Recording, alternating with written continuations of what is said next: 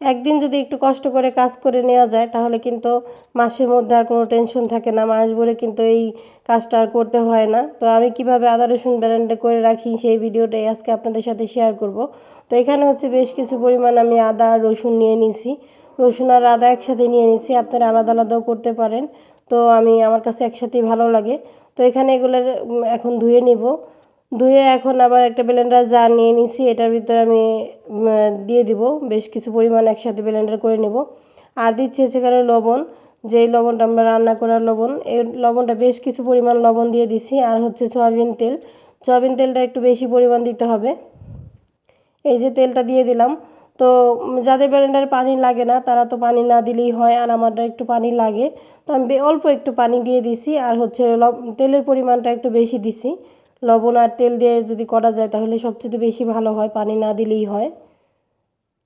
তো এই তো আমার ব্লেন্ডার করা শেষ, এখন আমি ঢেলে নিব।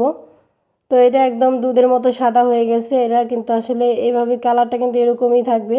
আমি আপনাদের সাথে দেখাবো যে আসলে কেমন থাকে, 1 সপ্তাহ 10 দিন পরে দেখাবো।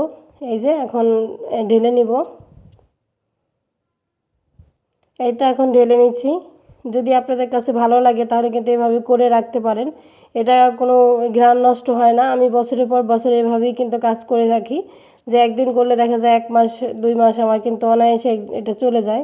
এই যে ব্লেন্ডার করে এখন একটা জারের ভিতরে ঢেলে নিয়েছি, এটা এখন বক্স করে ফ্রিজে রেখে দেব।